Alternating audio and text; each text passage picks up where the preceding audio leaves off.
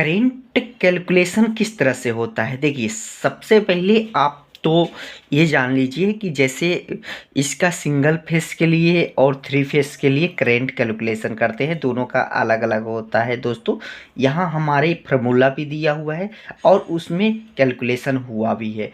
देखिए दोस्तों, यहाँ क्या है कि सबसे पहले हम लोग बात करेंगे यहाँ पे तो करेंट कैलकुलेशन की बात करते हैं। तो इस तरीक़ा से आप देख सकते हैं दोस्तों कि यहाँ पर जैसे आई बराबर होता है पी बटे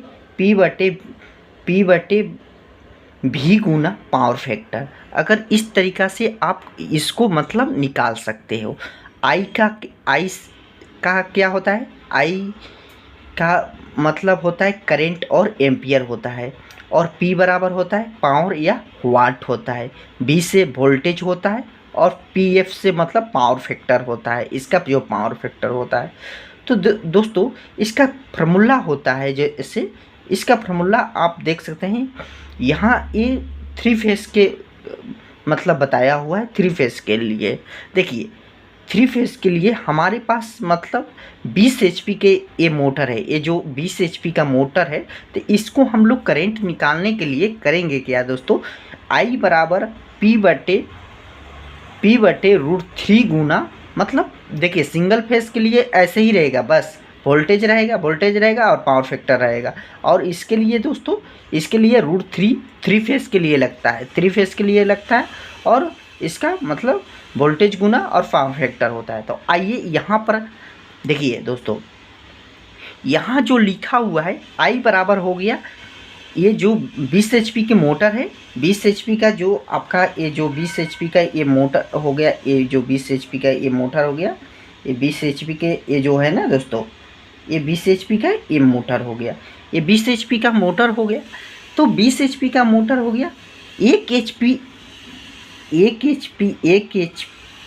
बराबर होता है, 1 एचपी बराबर होता है 746 वाट, 746 वाट होता है दोस्तों।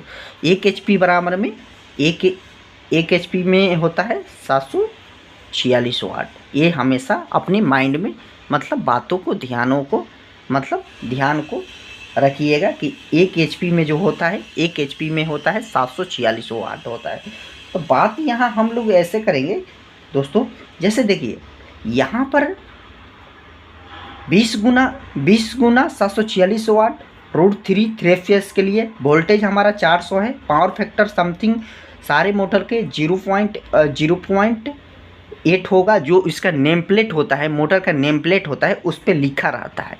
तो देखिए दोस्तों यहाँ कैलकुलेशन से हम लोग करेंगे, जैसे 20 से इसको गुना करेंगे, 20 गुना 746 बराबर कितना आया, यहाँ आप लोग देख सकते हैं बराबर यहाँ आया, हम लिख देते हैं 14 9 और 20, ये हमारा आया 1490। ये हमारा ये ऊपर वाला कैलकुलेशन करने पे ये आया। फिर अब नीचे वाले हम लोग कैलकुलेशन करेंगे दोस्तों। ये नीचे वाले कैलकुलेशन किस तरह से करेंगे, इसको देखिए, √3 के मान हमेशा जो होता है, देखिए दोस्तों √3 के जो मान होता है, √3 का जो मान होता है उसका हमेशा 1.723 गुना होता है। उसके बाद यहाँ पर हम लोग लिख देंगे इस तरीक़ा से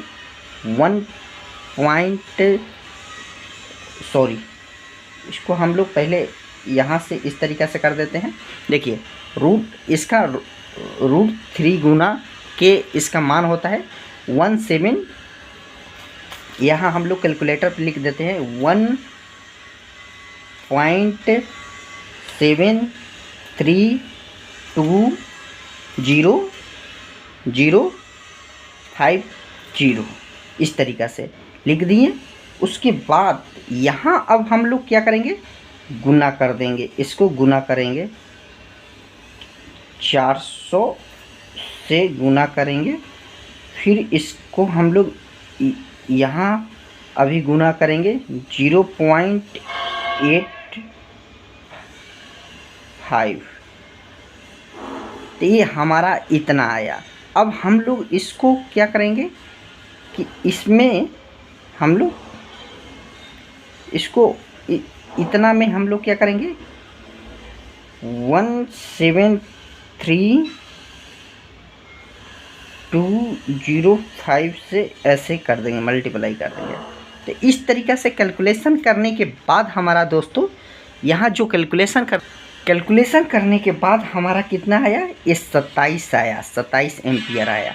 एक बात हमको आपको बताते हैं दोस्तों, इसको शॉर्टकट किस तरीक़ा से आप निकाल सकते हैं। शॉर्टकट तरीका निकालने के लिए कुछ नहीं करना पड़ता है। देखिए, जैसे आपको इसमें क्या करना है कि जैसे 20 है ना, यहाँ आप क्या कीजिएगा कि ये 20 गुना 1.3 से आप गुना कर दीजिएगा तो यहाँ आ जाएगा। तो आइए अभी हम लोग गुना करते हैं दोस्तों, यहाँ गुना करते हैं। देखिए 20 गुना मल्टीप्लाई 1.3, यहाँ देख सकते हैं 26, मतलब 5% ऊपर जा सकता है, 5% नीचे। 26 एम्पियर आ गया ना, ये 26 एम्पियर। मतलब इस तरीक़ा से आप शॉर्टकट अगर कोई पूछेगा तो आप इस तरीक़ा से निकाल सकते हैं दोस्तों। तो इस तरीक़ा से दोस्तों मतलब करेंट निकालते हैं, 3 फेज़ के करेंट निकालते हैं। आपको कैलकुलेशन के साथ हमने बताया, सारा इसका बारीक से बताया। अगर वीडियो अच्छा लगे तो लाइक शेयर सब्सक्राइब जरूर करना। धन्यवाद।